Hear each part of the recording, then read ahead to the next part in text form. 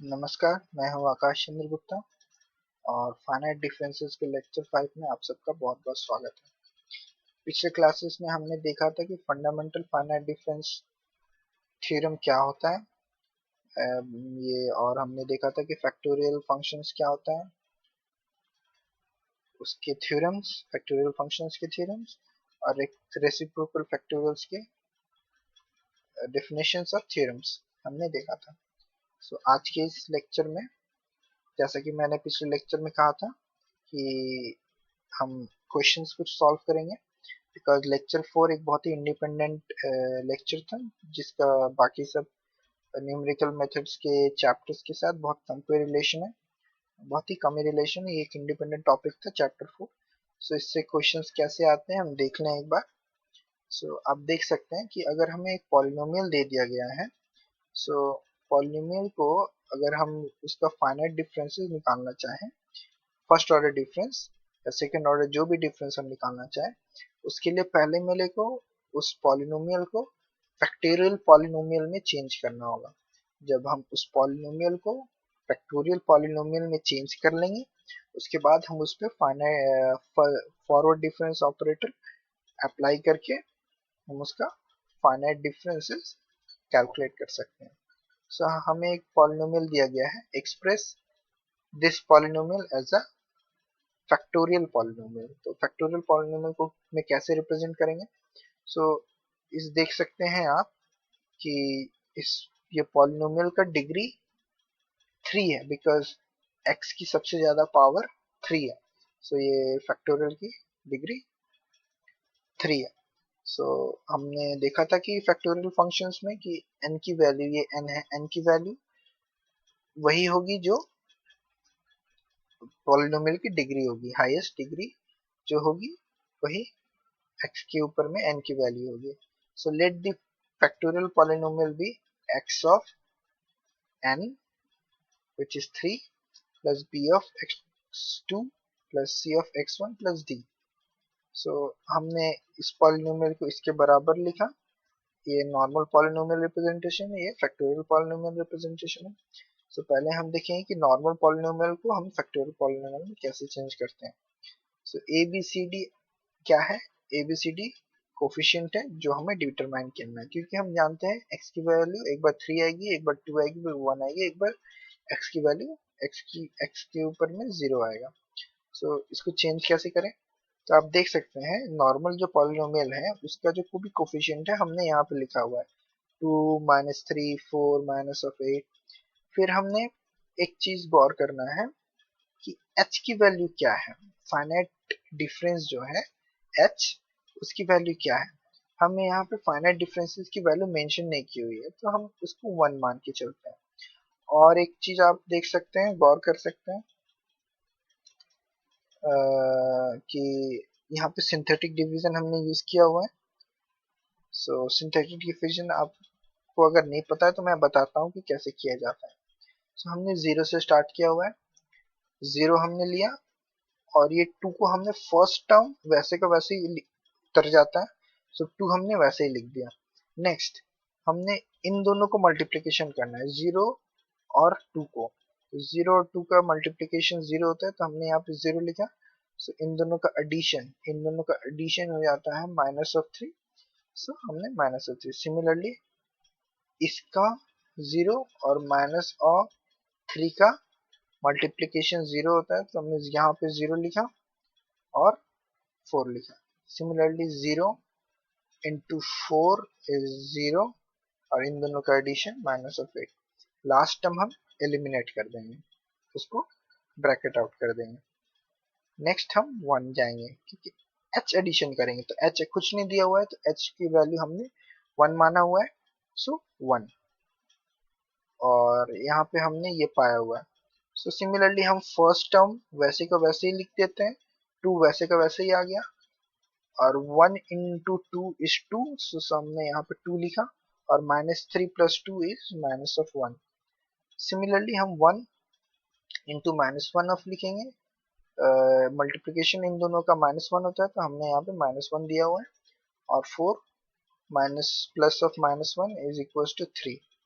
सो हमने यहाँ पे 3 लिखा हुआ, हम लास्ट टर्म एलिमिनेट कर लिए। सिमिलरली हमने 0 किया, 1 किया, अब 2 करेंगे बिकॉज h की वैल्यू 1 है, तो 1 प्लस 1 इज 2। सो 2, ये फर्स्ट टर्म हमने वैसे का वैसे लिखा। सो ये 2 इंटू 2 इज 4, और इन दोनों का एडिशन हो जाता है 3। सो हमने वो 3 लिखा।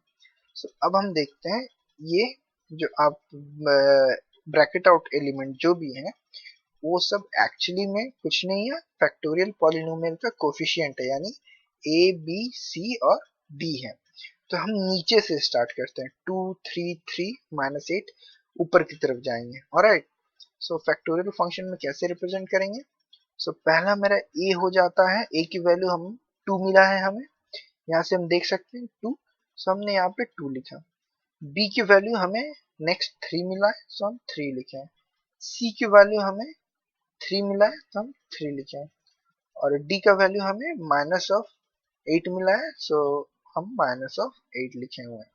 सो हमने देखा कि एक गिवन पॉलिनोमियल को फैक्टोरियल पॉलिनोमियल में कैसे रिप्रेजेंट कर सकते हैं। सो आप एक चीज गौर सकते हैं, आपको फैक्टोरियल पॉलिनोमियल मिल गया है। ऑलराइट, तो फैक्टोरियल पॉलिनोमियल मिल जाने के बाद आप उस पे फॉरवर्ड डिफरेंस ऑपरेटर जितने भी है, फॉरवर्ड हो या बैकवर्ड हो, आप उस पे ऑपरेट कर सकते हैं इस फैक्टोरियल पॉलिनोमियल पे। सो हम ऑपरेट करते हैं अपने नेक्स्ट क्वेश्चन में। हमने कहा है क्वेश्चंस में, find the second difference of the polynomial this. तो पॉलिनोमियल हमें दिया हुआ है, और एक चीज गौर करें, with h is equal to 2, आपको फाइनाइट डिफरेंस जो है, फाइनाइट डिफरेंस की वैल्यू 2 दिया हुआ है। सो हम देखते हैं, first we shall express the given polynomial fx in the term of factorial polynomial. तो हम जानते हैं हमारा सबसे पहला काम होगा कि पॉलिनोमियल को हमें फैक्टोरियल पॉलिनोमियल में रिप्रेजेंट करना है। तो हमने अपने पिछले क्वेश्चंस में देखा कि कैसे डिफरेंस कैसे रिप्रेजेंट करते हैं, सिंथेटिक डिविजन्स के थ्रू। सो हम यहाँ पे फिर से अपने पॉलिनोमियल का जितना भी कोफिशिएंट दिया हुआ है, पॉलिनोमियल का जितना भी कोफिशिएंट है, हमने यहाँ पे सिंथेटिक डिविजन्स के स्टार्टिंग में लिखा हुआ है। सो हम स्टार्ट हमेशा 0 से करते हैं, तो 0।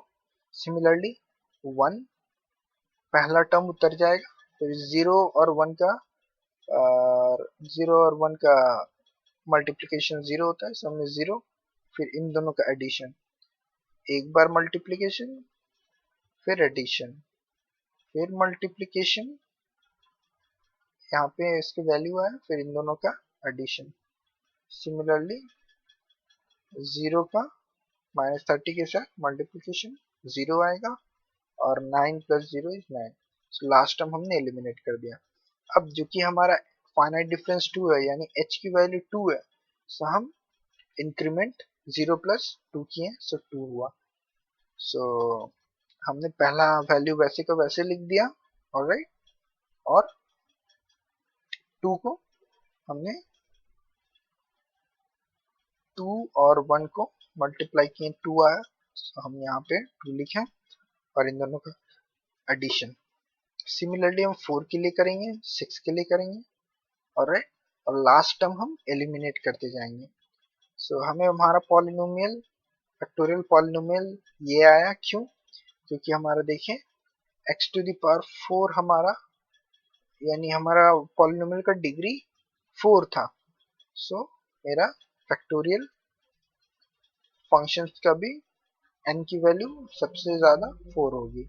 सो a की वैल्यू क्या होगी? a की वैल्यू 1 है, क्योंकि यहाँ पे हमें सिंथेटिक डिवीजन से मिला हुआ है। तो सिमिलरली b की वैल्यू, यानी x(3) मेरा 0 था, तो कोफिशिएंट 0 था, तो सो हम वो एलिमिनेट हो गया, वो हम नहीं लिखे क्योंकि उसका कोफिशिएंट 0 था। x2 लिखेंगे, x1 लिखेंगे, हम देख सकते हैं x2 के लिए मेरा -2 था, x3 के लिए मेरा x1 के लिए मेरा 14 था, और x के लिए 9 था। सो ये मेरा मिल गया फैक्टोरियल पॉलिनोमियल। अब हम जानते हैं कि फैक्टोरियल पॉलिनोमियल पे डिफरेंस ऑपरेटर लगाकर हम फाइंड आउट कर सकते हैं differences. So difference operator, first order difference operator हम लगा रहे हैं अपने फैक्टोरियल पॉलिनोमियल पे। सो हमें मिला हम फॉर्मूला अगर गौर करें तो हमने कहा था h की वैल्यू क्रूशियल है। सो हम डिफरेंस पहले करते हैं, डिफरेंशिएशन जैसा करते हैं, ट्रीट करते हैं। तो 4 था तो 4 आगे आ जाएगा और x का वैल्यू 4 माइनस 1 हो जाएगा। सो 4 आगे आया और x का वैल्यू 4 माइनस 1 3 हो गया। अब आप डाउट करते होंगे कि यहाँ पे 4 आना चाहिए तो 8 कैसे आ गया। तो आप एक चीज गौर करें, ये डिफरेंशिएशन जैसा ट्रीट होगा पर जब h की वैल्यू 1 होगी। पर चूंकि h की वैल्यू इससे मल्टीप्लिकेशन होती है कोफिशिएंट से, सो यहाँ पे जो कि h की वैल्यू 2 है हम जानते हैं। सो h के यहाँ पे कोफिशिएंट 8 हो जाएगा क्योंकि 4 इंटू 2 इज 8। सिमिलरली यहाँ से हमें 2 मिलेगा आगे में, तो 2 मिलके 2 4 हो जाएगा और h का वैल्यू 2 तो 4 इंटू 2 8 हो जाएगा और इसकी वैल्यू 2 माइनस 1 और 1 हो जाएगी। सिमिलरली इसका वैल्यू 1 हो जाएगा। सो 14 इंटू 1 इज 14 और h का वैल्यू 2 है। सो 14 इंटू 2 इज 28 और h का वैल्यू 1 माइनस 1 हो जाएगा। तो 1 माइनस 1 इज 0। सो ये यहाँ पे 1 आ जाएगा और जो कि ये कांस्टेंट टर्म है तो ये एलिमिनेट हो जाएगा। सिमिलरली हम सेकंड ऑर्डर डिफरेंस निकालते हैं। सेकंड ऑर्डर डिफरेंस में पहले हम इसको ट्रीट करते हैं h ऑफ x ऑफ 3 को। सो 3 आगे आ गया। सो 8 3 जा 24, 8 3 टाइम्स 24 और h के साथ उसको मल्टीप्लिकेशन किए तो 24 into 2 is 48। Similarly x of 1 is, यहाँ पे 1 आ जाएगा 8 आ जाएगा और h की वैल्यू 2 है तो 8 इंटू 2 इज 16 आ जाएगा। और हम इस फैक्टोरियल पॉलिनोमियल को x ऑफ 2 को उसके डेफिनेशंस के रूल के रेस्पेक्ट में उसको ये किए हैं, उसको ब्रेक डाउन किए हैं। सो 48 x of x minus of h और h की वैल्यू क्या है 2 है तो यहाँ पे हमने 2 लिखा हुआ है माइनस ऑफ 16। तो इसको सिंप्लीफाई करके हमारा ये वैल्यू मिला है। नाउ हमने फैक्टोरियल पॉलिनोमियल को देख लिया, अब हम आते हैं रेसिप्रोकल फैक्टोरियल में।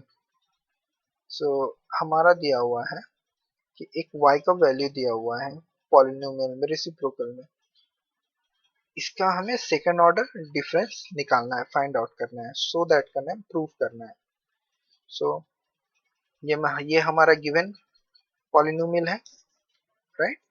सो हमने इन सब में से एवरी टर्म में से हमने 3 कॉमन लिया हुआ है, 3 कॉमन लिए 20, इसमें से 3 आया, इसमें से 3 आया और इसमें से 3 आया। 3 टू द पावर 3 इज 27। सो यहाँ पे हमने 27 लिखा और 1/3 4/3 7/3 हो गया। सिमिलरली हम कॉमन टर्म में लाना है, ये वाला टर्म कॉमन होगा। सो x minus of 2/3 plus 1, x minus of 2/3 plus 2, x minus of 2/3 plus 3। आप देख सकते हैं इंक्रीमेंट 1 क्या है, x plus 1 x plus 2 x plus 3। आप यहाँ से गौर कर सकते हैं ये h की वैल्यू है। सो h की वैल्यू 1 हो जा रही है, एक बार 1 फिर 1 plus 1 is 2, so 2 plus 1 is 3। So similarly हम ये पूरा टर्म रेसिप्रोकल फैक्टोरियल के डेफिनेशंस के रूल्स के रिस्पेक्ट में हम इसको लिख सकते हैं ऐसे, x minus of 2/3 minus of 3, ये उसका डेफिनेशंस के रिस्पेक्ट में लिख सकते हैं। सो हमारा प्रूव हुआ कि फर्स्ट ऑर्डर डिफरेंस हम इसको कैसे लिखेंगे। फर्स्ट ऑर्डर डिफरेंस हम माइनस ऑफ डिफरेंशिएशन जैसे ट्रीट कर सकते हैं, -3 आगे आ गया और -3 -1 हो जाएगा तो minus of 4। So as a differentiation treat हुआ क्योंकि h की वैल्यू 1 है, अगर h की वैल्यू कुछ और होती तो -3 के साथ h की वैल्यू मल्टीप्लाई होता। सो सिमिलरली हमें सेकंड ऑर्डर डिफरेंसेस, यहाँ पे हमने 1 देना भूल गए हैं, बहुत कुछ हम भूल जा रहे हैं। खैर आप यहाँ पे 1 दे लीजिएगा। सिमिलरली आप इसको सॉल्व करके फाइंड आउट कर सकते हैं, राइट। और हमने एक्सरसाइज एग्जांपल्स दिया हुआ है 2। आप इसको खुद से ट्राई कीजिए और देखिए फैक्टोरियल पॉलिनोमियल कैसे निकलता है और रेसिप्रोकल फैक्टोरियल को भी क्वेश्चंस कैसे सॉल्व करते हैं। आज के इस लेक्चर में बने रहने के लिए बहुत बहुत धन्यवाद। हम नेक्स्ट लेक्चर में पढ़ेंगे एक और ऑपरेटर के बारे में जिसका नाम है शिफ्ट ऑपरेटर। ये सबसे ज्यादा इम्पोर्टेंट है। डिफरेंस फॉरवर्ड बैकवर्ड डिफरेंस की तरह ये भी बहुत इम्पोर्टेंट टॉपिक है, शिफ्ट ऑपरेटर। हम पढ़ेंगे अपने नेक्स्ट लेक्चर में। Thank you.